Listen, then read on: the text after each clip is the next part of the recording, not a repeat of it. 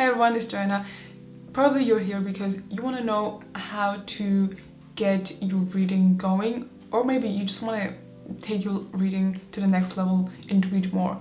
So you know the feeling that you really want to read something, but you're just not in the mood. Well, I had this feeling as well. It was really bad in high school. Even though I was always like a kid that loved reading from the very first time I just could read. So it was really hard for me to recognize this very period of my life, because high school is really cool and all that stuff, but I just didn't want to read anything besides school stuff. And this was part of the problem, I think, that we had so many things to read in the different languages in school. Yeah, that I just didn't have the mood to read things in my free time. I always thought this was the main reason that I didn't read anything, but actually now I recognize that there were two other things that I think made it difficult for me. And now in this video I just want to show you some of tricks that I learned from my own experience and things that helped me to go into reading more books right now. So the first thing that I really think was a problem, that there was a lack of routine for my reading, because I didn't have a specific time of the day, a specific time that I wanted to read, or that I reserved myself for reading. That was the first problem. And the second problem was that there was a lot of distractions. Of course, I was a very busy person, but I was just like, there are so many distractions. For example, Netflix. That was the first time we had Netflix at home. This is not a good companion for reading. It's just not. This was the one thing. Then of course there's YouTube, for example. And I'm not saying YouTube is bad or something. You can really learn a lot of interesting things from YouTube. Yeah, and for example Instagram or whatever social media there is. So these are really distractions that you are getting into, and it's really difficult to stop. I think it's really difficult. And these were the two reasons that I think now were the problem. There's also an additional thing to the distractions, is that when you're distracted with things that don't allow you to think actively, you just lose the sense that you have a goal.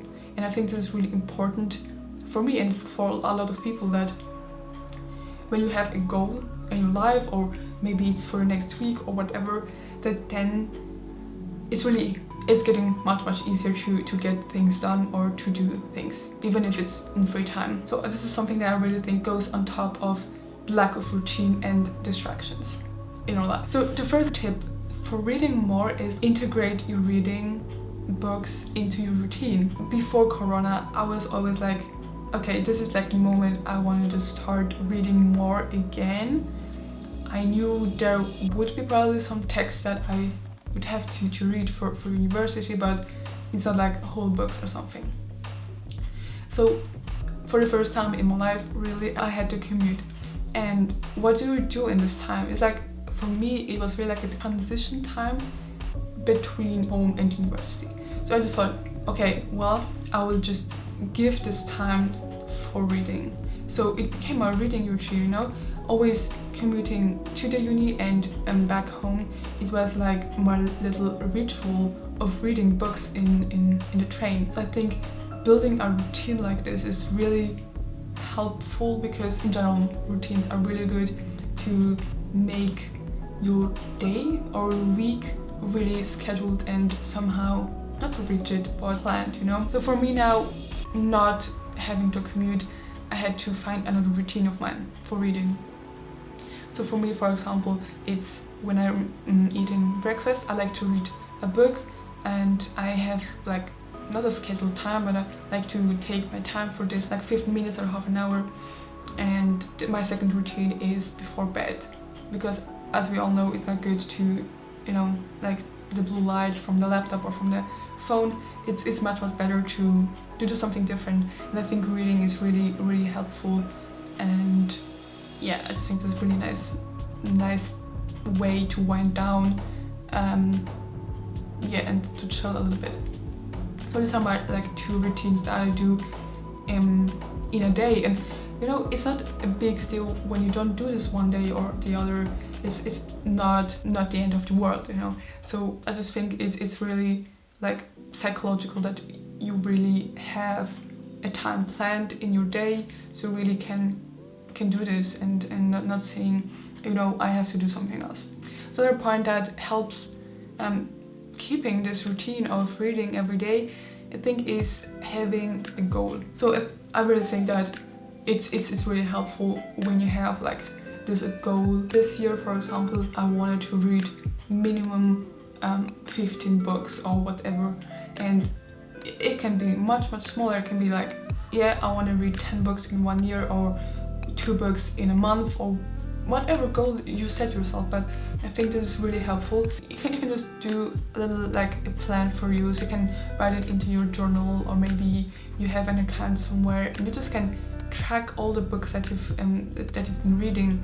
And it's really important to just have like a realistic goal of yours, because probably you know how fast are you at reading and how many books do you want to read, or maybe how much time even do you have for reading. So making like a realistic plan or goal for your reading list for the next month, for the next year, whatever. I think this is really helpful. Of course, the next point is that it's really important to concentrate on books that you really like, or you think you'd like. There are so many reviews you can read on the internet to know if the book is fitting into your style of reading, into the genre really like. So I think you don't have to like see, oh, this person or my friends are reading this book, I should read it too. It's not about trends, a little bit about trends or new releases, but it's not about what other people like or what they don't like. It's what you like. So it's not helpful to read things that other people think you should read, but you don't. So this is really important, because when you don't like a book, then you're not gonna read it, and your motivation will be like minus 10 degree, you know, and you just want to read it, I promise you. So yeah, I just think reading the things that you really like, you know your interests, you know what your hobby is, you know what moves you, or whatever. There are so many books in the world that you can really choose from. So if you can choose from a long book, or maybe you just want to read like 80 pages or 100 pages, there are so many different possibilities for you to you can also just test the ground, you know. So I think interests is very important. And the last thing here that I would think is really helpful too is to keep everything tracked. For example, there are a lot of different apps that you can download on your phone, and then you can track all the books that you have read, and also put on the dates and the rating, all the stuff. I think this is really cool, because first of all, you can put books that you want to read on the list, so you can know, okay, right now this book, I need to buy this book or loan this book, whatever. You have the preview of what you're going to read, but also you have your current progress of the book, and then you see, all right, you know, I've gone from 20 pages to 40 pages. This is really great, you know. And then I think having this progress, our whole life is about progress, and I think if you see that actively, that you are getting forward, it's very motivating. And this is the second thing. And the third thing is that you have all the books that you have read also in there. So when you look back on the last year or the last month, and you see you have read something, or how many books you've read, or how many pages you've read, this is really motivating you to read more after that.